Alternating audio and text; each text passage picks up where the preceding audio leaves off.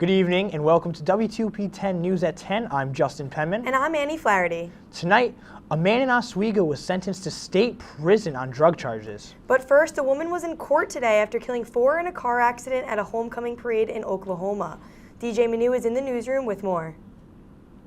Thanks, guys. The woman accused of killing 4 and injuring 50 after driving into a homecoming parade crowd at the Oklahoma State University was in court today.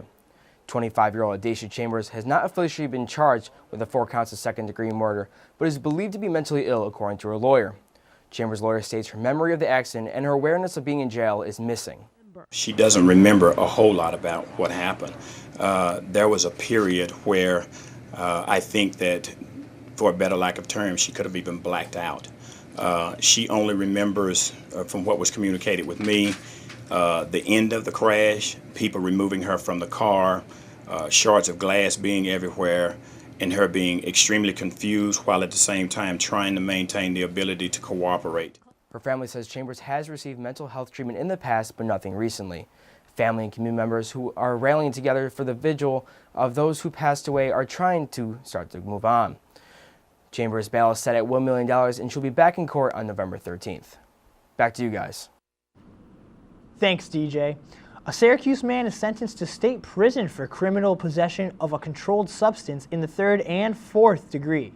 Omar Balami was arrested back on February 5th after a long investigation completed by the Oswego Drug Task Force. Balami pleaded guilty to both counts in the indictment, and Balami admitted he did possess cocaine with the intent to sell, while also admitting that he possessed 1/8 of an ounce of cocaine. The man who was struck by a car this morning on Interstate 81 in Syracuse has been pronounced dead. The victim has not been identified, but Sergeant David Sackett of the Syracuse Police Department has described him as an Asian male in his 20s. The man climbed over the concrete median that divides the interstate, which caused the car to hit him. He was unresponsive at the scene and pronounced dead at Upstate University Hospital. The road was reopened after 11:30 this morning. The driver of the one vehicle accident in Fulton has been deemed to be all right, as he only has minor injuries. Earlier today, a car had gone off the road and collided into 2 trees at 428 State Route 48 in Fulton. The driver of the vehicle was then transported to Syracuse for emergency medical treatment and again only has minor injuries. So it's been really chilly out lately, and I'm really hoping it doesn't continue. Today was actually the first day I had to break out my North Face jacket. Christina, do you know if these weather conditions are going to be continuing? Thanks, Annie. And it is actually pretty chilly outside here, outside of the Murano Campus Center. We will see.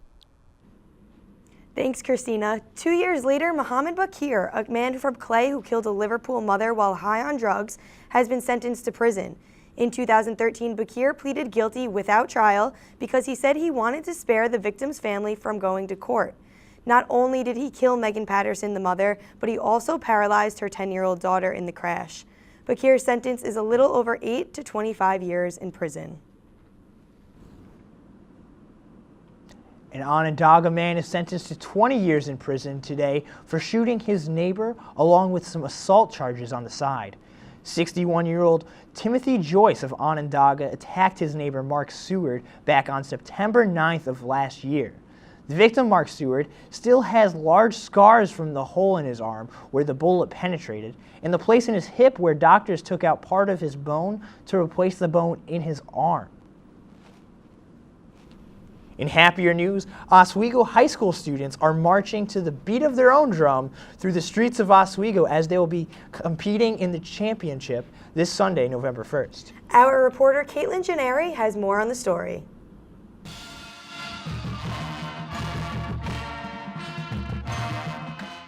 While most are headed home for the night, the Oswego High School Marching Band is just starting practice to prepare for the rest of their season. They're very dedicated. I feel that they're one of the top ones in the state, especially when they perform at the level that we've been starting to work at and achieve. All 95 student members spend countless hours each week trying to perfect their show for a performance that is around 8 minutes long. The show itself is called Passport.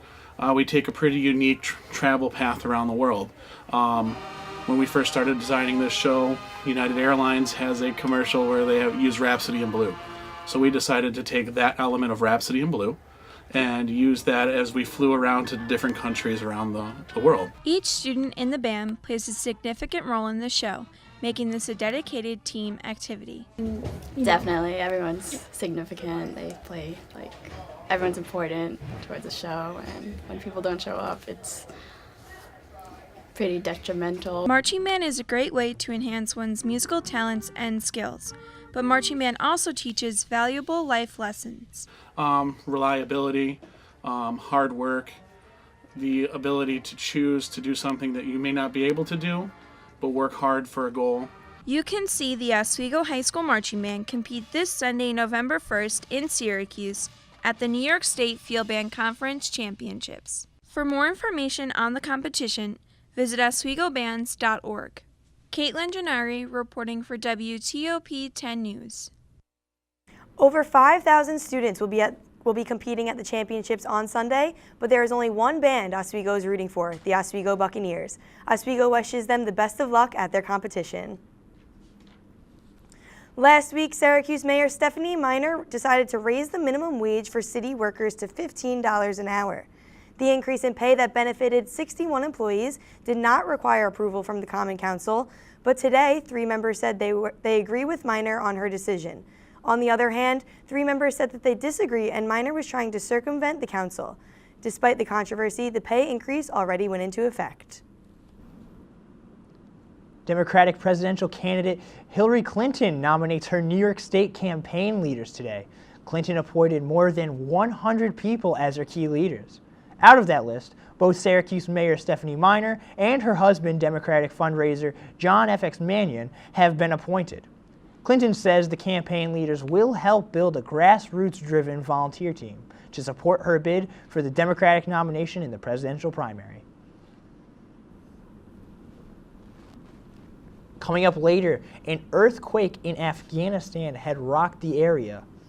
And your favorite cold cuts may raise health concerns. But first, let's take a quick preview at the weather with Storm Team 10 Chief Meteorologist Christina Reese. Conditions will stay dry and fair for tonight into tomorrow, but we do have